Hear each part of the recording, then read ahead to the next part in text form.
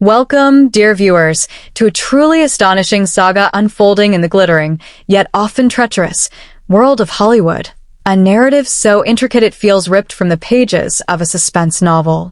Today, we're diving into the latest twists and turns of a high-profile legal battle that has unexpectedly pulled one of the biggest names in music into its vortex. If you find yourself captivated by the hidden dramas behind the headlines, please consider hitting that subscribe button right now to stay abreast of every revelation. This particular chapter brings us an update that involves not only the ongoing legal skirmish, but also the surprising intervention of a protective father, determined to shield his superstar daughter from the escalating chaos. The genesis of this entire entanglement dates back to late last year, specifically December 2024, when actress Blake Lively initiated a lawsuit against actor and director Justin Baldoni. The core of Blake's claims centered on allegations of harassment and the creation of a deeply unsettling and toxic environment during the production of their film, It Ends With Us. She asserted that there were significant breaches of personal boundaries and inappropriate behaviors on set, which rapidly escalated into a full-blown conflict. However, Justin Baldoni did not remain silent. He swiftly retaliated with a massive $400 million defamation countersuit, naming not only Blake, but also her husband, Ryan Reynolds, and their publicist, Leslie Sloan. His counterclaim asserted that they had conspired to systematically dismantle his professional standing and reputation. It was at this juncture that the narrative took an unexpected turn, drawing in a global music icon. Justin Baldoni's legal team made a move to subpoena Taylor Swift, aiming to compel her involvement in the proceedings. Their argument was that Blake Lively had leveraged her close relationships with both Taylor and Ryan Reynolds, whom she reportedly referred to as her dragons, protectors in times of conflict, to exert undue pressure on Justin, forcing him to accept script revisions against his will. This implied that their influence was a key factor in swaying his decisions on the film. Taylor Swift's legal representatives were quick to respond, clarifying the precise extent of her involvement with the movie. They stated unequivocally that her contribution was limited solely to the licensing of her song, My Tears Ricochet, a collaboration akin to that of 19 other artists whose music was featured in the film. They emphasized that Taylor had absolutely no role in the casting process, creative decisions, or the overall production of the movie. Furthermore, they highlighted that she had not even viewed the completed film until weeks after its official release. Taylor's team vehemently asserted that the attempt to subpoena her was nothing more than a blatant and opportunistic maneuver to exploit her name and celebrity status, thereby injecting unnecessary drama and complexity into an already messy legal dispute.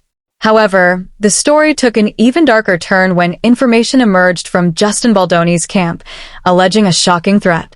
It was claimed that Blake Lively had threatened to leak 10 years' worth of private text messages exchanged between herself and Taylor Swift, unless Taylor publicly declared her support for Blake in the ongoing lawsuit.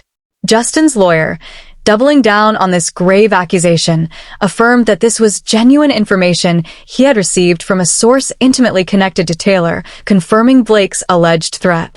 He submitted a signed letter to the presiding judge, detailing the extraordinary circumstances. The lawyer's sworn statement recounted receiving a voicemail on February 14, 2025, from an individual very closely linked to Taylor Swift, whom he immediately called back. Out of respect for this person's privacy, their identity was not disclosed at that time, though the lawyer stated he would comply if the court ordered him to reveal it. During this hour-long phone call, the individual reportedly informed the lawyer that Taylor Swift's own counsel had received a call from Blake Lively's lawyer. In that conversation, Blake's representative allegedly requested that Taylor Swift issue a social media statement in support of Blake, particularly noting Taylor's absence from a major public event that year. The chilling part was the alleged ultimatum. If Taylor failed to comply, Blake would release a decade's worth of their private text messages. The individual further relayed that Taylor's lawyer had accused Blake's counsel of extortion and promptly terminated the call. During the same conversation, the individual also mentioned that 4 or 5 months prior, Blake Lively had reportedly asked Taylor Swift to delete their text messages. The lawyer confirmed he was connected to this individual through a mutual friend who indicated the person wished to speak with him, and they had several subsequent phone calls. On a later call, The individual informed him that Taylor's lawyer had sent a written communication to Blake's lawyer regarding their phone conversation. Based on this, Justin's legal team issued a subpoena for that written communication. The lawyer concluded his statement under penalty of perjury, affirming the truthfulness of his account. The identity of the person very closely linked to Taylor Swift was later revealed to be none other than Taylor Swift's own father, Scott Swift. According to reports, Scott Swift, deeply concerned about his daughter being further entangled in the legal quagmire, voluntarily provided this sensitive information to Justin Baldoni's team. This act was part of an understanding that, in exchange for his cooperation, Baldoni's team would withdraw their subpoena for Taylor. An insider reportedly told a major publication that Scott literally handed over the very information they had been seeking, thereby eliminating the need to force Taylor to testify. It was a clear and decisive move by a father determined to protect his child from further legal and public scrutiny.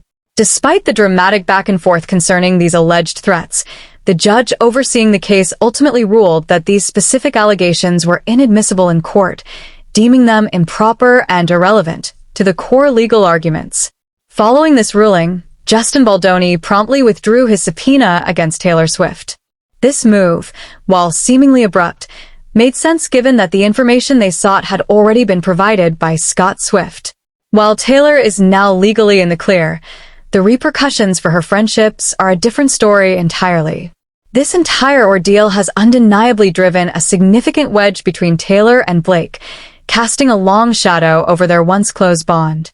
With a main trial slated for 2026, it's likely that more details will emerge as the legal proceedings continue to unfold. Beyond the courtroom drama, this situation has reportedly caused considerable strain on friendships behind the scenes. Whispers suggest that Taylor has been actively distancing herself from Blake in the wake of these events. Further fueling these rumors, Taylor's boyfriend, Travis Kelce, reportedly unfollowed Ryan Reynolds on social media, a subtle yet telling sign that relations between the two couples are far from amicable. It's a truly disheartening turn of events, especially considering the long-standing friendship between Taylor and Blake.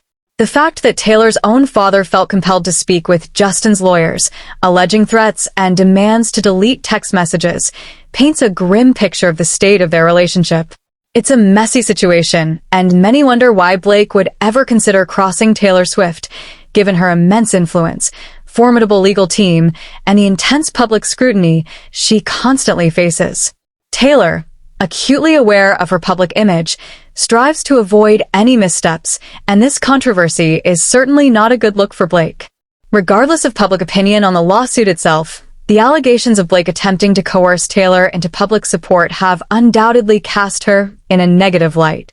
Taylor Swift's lyrics in The Archer, where she sings, "All of my enemies started out friends," now resonate with an unsettling prescience, leaving fans questioning the true nature of what was once considered a steadfast friendship. The idea that one of your closest friends would resort to threatening tactics is deeply unsettling. This revelation also follows the release of text messages where Blake Lively reportedly seemed to view herself as a powerful figure, with Taylor Swift as one of her dragons, raising questions about her perception of their dynamic. Amidst all this personal drama, Blake Lively has been diligently working to have the lawsuit dismissed. She has garnered support from several advocacy groups who argue that the case poses a threat to hard-won legal protections for individuals who speak out about harassment and misconduct. According to a major newspaper, a legal nonprofit advocating for gender equity and workplace protections filed a brief urging a federal judge to uphold Lively's motion and defend California's new free speech law, which protects those who publicly address misconduct.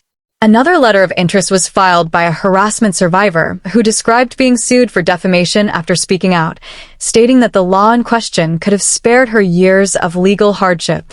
More briefs from advocacy groups are anticipated.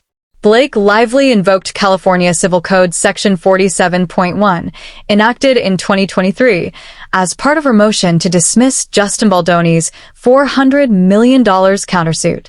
This law aims to protect individuals who speak publicly about misconduct from retaliatory lawsuits. However, Baldoni's legal team has vehemently opposed the dismissal, arguing that Lively's accusations were knowingly false and that the law she invoked is itself unconstitutional. They contend that the law goes too far by threatening severe financial penalties, potentially discouraging individuals from seeking legal recourse to defend themselves against false accusations. The outcome of this motion will be a significant test for this new California law. The latest developments indicate that Blake is actively pursuing the dismissal of the case. The entire situation remains a complex web of legal battles and fractured friendships. The involvement of Taylor Swift's father, speaking directly to Justin Baldoni's legal team, adds an extraordinary layer to this already dramatic narrative. We are eager to hear your thoughts on these latest revelations and the broader implications for everyone involved. Thank you for watching this video, and we deeply appreciate the unwavering support of our loyal fans. We'll see you in a new one soon.